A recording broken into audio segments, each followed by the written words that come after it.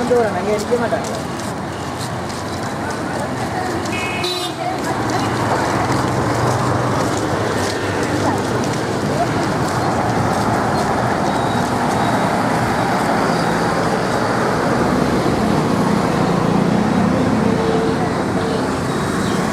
மனித உரிமைகள் இன்று பரவலாக பேசப்படும் ஒரு செய்தி.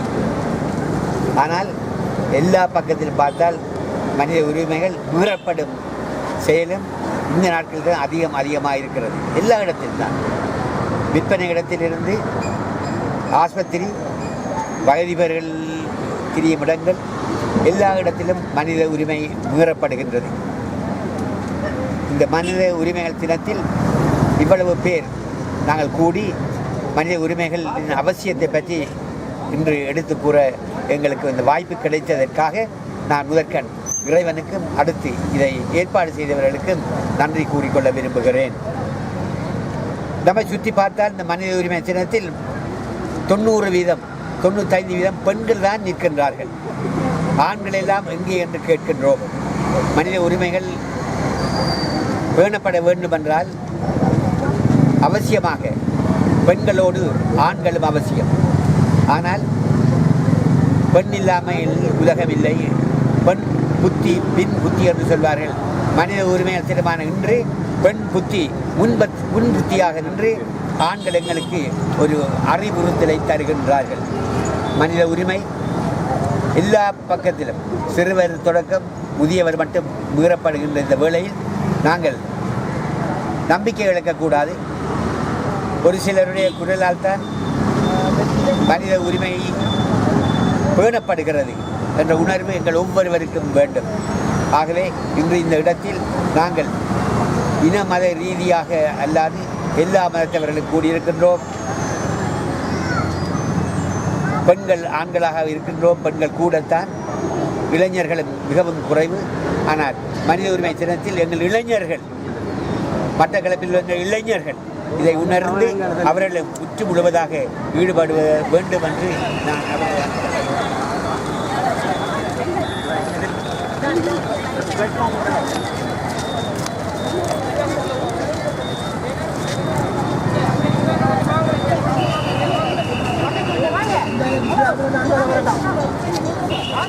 தினத்தினை முன்னிட்டு அரசு சாரா தொண்டு நிறுவனங்களின் இணையம் மற்றும் சிவில் அமைப்புகள், மட்டக்களப்பு வாழ் பொதுமக்கள் அனைவரும் சேர்ந்து இந்த தினத்தை முன்னிட்டு நீதி கிடைப்பதற்கான ஒரு சங்கிலி தொடர் போராட்டத்தினை தொடங்கி, அது தாண்டவன்வழி சேர்ச்சிலிருந்து தொடங்கி பஸ் ஸ்டாண்டு முன்னால் வந்து இன்று இந்த காந்தி பூங்காவை வந்தடைந்திருக்கின்றது. இங்கு வந்திருக்கிற மக்கள் கோரிக்கைகள் எல்லாம் எமக்கு நீதி மறக்கப்பட்டிருக்கிறது என்றதும், ஜெனீவா உடன்படிக்கையை அரசு காலதாமதம் படுத்தாமல் இழுத்தடிக்காமல் உடனடியாக விரைவாக செயல்படுத்துவதற்கு முன்வர வேண்டும் என்பதை வலியுறுத்தி தான் நாங்கள் இந்த போராட்டத்தினை இன்றைக்கு நடத்தி கொண்டிருக்கின்றோம். அதேபோல் காணாமல் ஆக்கப்பட்டவர்களுக்கான நீதி இன்னும் எட்டாக்கணியாக இருக்கின்றது. காணாமல் போனவர்களுக்கான சட்ட வரைவு சிவில் அமைப்புகள் மக்களிடம் கேட்டு செய்வதென்று இருந்தது. ஆனால் பாராளுமன்றத்தின் ஊடாகவே அது செயல்படுத்தப்பட்டு இன்று சட்டமாக்கப்பட்டு கொண்டிருக்கின்றது. அந்த சட்டம் நடைமுறைப்படுத்தப்படுவதற்கு நாங்கள் அந்த அலுவலகம் கொழும்பில் இருந்து செயல்படுவ போவதாக அறிகிறோம். எனவே அந்த அலுவலகம் பாதிக்கப்பட்ட மக்கள் இருக்கிற பகுதிகளுக்கு உடனடியாக நகர்த்தப்பட வேண்டும். அப்போதுதான் அந்த மக்கள் தமது குறைகளை கேட்டு அவர்கள் தொடர்ந்து தமது உரிமைகளை பெற்றுக்கொள்வதற்கு உறுதுணையாக இருக்கும். அத்தோடு அந்த நிலைமாறுகால நீதி பொறிமுறையினூடாக அமைக்கப்பட வேண்டிய உண்மையை கண்டறிதல் ஆணைக்குழு, இழப்பீடு வழங்குதல் போன்ற விடயங்கள் இன்னும் எட்டாக்கணியாக இருக்கின்றது. அது சம்பந்தமாக மிக விரைவாக செயல்படுத்த வேண்டும் என்று நாங்கள் இந்த இடத்துல கோரிக்கை வைக்கின்றோம். அடுத்ததாக நாங்கள் இங்கே சிறுபான்மை இன மக்களுக்கு இடையிலேயே சில முரண்பாடுகளை உருவாக்குவதற்கான சில சதிகள் நடந்து கொண்டிருக்கிறது. அது கடந்த யுத்த காலத்தில் மிகவும் தீவிரமாக உருவாக்கப்பட்டு பெரிய ஒரு பிரிவினையை ஏற்படுத்தப்பட்டது. அது மீண்டும் மீண்டும் தொடர்ந்து சிறுபான்மை முஸ்லீம் தமிழ் மக்களுக்கு இடையில் பிரிவினையை ஏற்படுத்துவதற்கான முயற்சிகள் மேற்கொண்டிருக்கின்றப்படுகின்றது. அவற்றையே நாங்கள் இந்த இடத்துல நிறுத்திக் கொள்ள வேண்டும் சம்பந்தப்பட்டவர்கள் என்றதை கோரிக்கையாக வைக்க விரும்புகின்றோம். மற்றது டிடிஏ சட்டத்தை எடுக்க வேண்டும் என்று இதே நாளில் சென்ற வருடம் நாங்கள் 1000 அஞ்சல் அட்டைகள் ஜனாதிபதி அவர்களுக்கு எழுதி அனுப்பியிருந்தோம். ஆனால் இன்று அது எடுக்கவில்லை. அந்த சிடிஏ பயங்கரவாத தடுப்புச் சட்டம், அதற்கு பதிலாக சிடிஏ என்ற ஒரு சட்டம் வரப்போகிறது என்று அறிகின்றோம். பிடிஏயை விட மிகவும் மோசமான சட்டமாக இருப்பதனால் எமது மக்களின் அடிப்படை மனித உரிமைகள் மீறப்படாமல் இருக்க வேண்டுமாக இருந்தால் இந்த நாட்டில் இது மாதிரியான சட்டங்கள் உருவாகிறதை நாங்கள் வன்மையாக எதிர்க்கின்றோம். எனவே வரப்போகிற இருக்கிற சட்டங்களுக்கு ஊடாக சட்டம் ஒழுங்கு, நாட்டின் இறையாமை, தேசியம் அனைத்தையும் பாதுகாக்க முடியும் என்பதை நாங்கள் இந்த இடத்தில் தெளிவாக கூறிக்கொள்ள விரும்புகின்றோம். இதனால் பாதிக்கப்பட்டு நீதியை உண்மையை தேடிக்கொண்டிருக்கும் பாதிக்கப்பட்ட நபர்களும் ஒன்றிணைந்து இந்த தினத்தில் எங்களுடைய அடிப்படை உரிமையை பாதுகாத்துக் கொள்வதற்காக நாங்கள் ஒன்றிணைந்திருக்கின்றோம். அந்த அடிப்படையில் ஒரு கலெக்டிவான ஒன்றிணைந்த ஒரு முயற்சியோடு நாங்கள் இங்கு ஒன்று கூடியிருக்கின்றோம். இன்று நீங்கள் எங்களுடைய இந்த போராட்டத்தின் துணைப்பொருளை பார்த்தீர்களானால் நாம் அனைவரும் ஒன்றாக எழுந்து நின்று எங்களுடைய உரிமைகளை பாதுகாப்பதற்கு நாங்கள் எவ்வாறு செயற்பட போகின்றோம் என்ற அடிப்படையிலே தான் நாங்கள் இன்று ஒன்று கூடியிருக்கின்றோம். எங்களுக்கு தெரியும், கடந்த செப்டம்பர் மாதம் ஐநாவிலே போர்க்குற்றம் நிரூபிக்கப்பட்டு அதுக்கான இடைக்கால நீதியை அரசாங்கம் செய்வதாக ஒப்புக்கொண்டிருந்தது. எதிர்வருகின்ற மார்ச் மாதம் இலங்கை அரசாங்கம் ஐநா மனித உரிமை தொடரிலே போய் தாங்கள் என்ன மாதிரியான முன்னேற்றங்களை செய்திருக்கிறோம் இந்த நாட்டுக்குள் என்ற அறிக்கையை சமர்ப்பிக்க இருக்கின்றது. இந்த அரசாங்கம் நல்லாட்சியை அடிப்படையாக கொண்டு செயற்பட்டாலும் கூட, சில முன்னெடுப்புகளை முன்னெடுத்தாலும் கூட, இன்று யுத்தத்தால் பாதிக்கப்பட்ட மக்களுக்கும் மனித உரிமை ஆவலர்கள் என்ற அடிப்படையிலேயும் நாங்கள் பல்வேறுபட்ட மனித உரிமை செயற்பாடுகளை எங்கள் கண் முன்னால் காணக்கூடியதாக இருக்கின்றது. நாளாந்தம் இந்த சமூகத்தில் வாழுகின்ற சிறுபான்மை மக்கள் என்ற அடிப்படையில் நாங்கள் பல்வேறுபட்ட பிரச்சனைகளை எதிர்நோக்கி இருக்கின்றோம். குறிப்பாக சொல்ல போனால் தீவிரவாத தடுப்பு சட்டம் என்றத்தை நாங்கள் இந்த நாட்டிலிருந்து அகற்றுவதாக இந்த அரசு சொன்ன போதிலும் குறிப்பாக அது தமிழ் மக்களை மட்டும் முன்னுரிமைப்படுத்தி அது நிறைய பாதிப்புகளை ஏற்படுத்தியிருந்தது. ஆனால் இப்போது கவுண்டர் டெரரிஸ்ட் ஆக்ட், தேசிய பாதுகாப்பு சட்டம் என்ற ஒரு சட்டத்தை அரசாங்கம் வரைவு செய்து அதனுடைய பில்லை பார்லிமெண்டிலே சப்மிட் பண்ணி பாஸ் பண்ணியிருக்கின்றது. ஆனால் இந்த சட்டத்தை நாங்கள் பார்ப்போமானால் ஒட்டுமொத்தமாக இலங்கையிலே இருக்கின்ற சிறுபான்மை மக்களுடைய அடிப்படை உரிமை இல்லாமல் செய்வதற்கான ஒரு சட்டமாகவே நாங்கள் பார்க்கின்றோம். காரணம், பிடிஏ தமிழ் மக்களை மட்டும் குறிப்பாக கொண்டிருந்தது. ஆனால் சிடிஐ பொறுத்த வரைக்கும் இந்த நாட்டிலே வாழுகின்ற சிறுபான்மை மக்களான கிறிஸ்தவ, முஸ்லீம், ஏனைய தமிழ் மக்களை அடிப்படையாக கொண்டு தீட்டப்பட்டதாகவே நாங்கள் பார்க்கின்றோம். அதே போன்று இந்த இடைக்கால நீதிக்கான வெளிப்படைத்தன்மையை அரசாங்கம் மக்களுடைய கருத்து கணிப்புகளை செய்தாலும் கூட இந்த பொறிமுறையை கட்டமைக்கின்ற போது எந்த விதமான ஒரு வெளிப்படைத்தன்மையும் இல்லாமல் தங்களுக்கு ஏற்றவாறு தங்களுக்கு சாதகமான நபர்களை வைத்துக்கொண்டே கதைச்சு அதுக்குரிய ஆவணங்களை தயாரிப்பதாகவே இருக்கின்றது. அது மட்டுமல்லாமல் நாங்கள் இப்போது பார்க்க போனால் அண்மை காலமாக தொடர்ந்து கிழக்கு வடக்கிலே இருக்கின்ற தமிழ் முஸ்லிம் மக்கள் மீது பெரும்பான்மையை சேர்ந்த இன தலைவர்களாலே அல்லது மத தலைவர்களாலே அத்துமீறலான குடியேற்றங்கள், அது போன்று அவர்களின் மத சுதந்திரத்தை இல்லாமல் செய்வதற்கான வன்முறைகளை தூண்டுவதாகவும் பல்வேறுபட்ட முறைப்பாடுகள் வன் செயல்கள் முன்னெடுக்கப்படுகின்றது.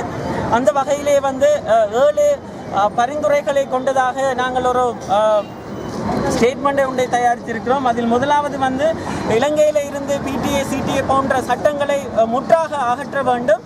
அதனூடாக எங்களது அடிப்படை உரிமையை மேம்படுத்த வேண்டும் அல்லது பாதுகாக்க வேண்டும் என்ற அரசை நாங்கள் வலியுறுத்துகின்றோம்.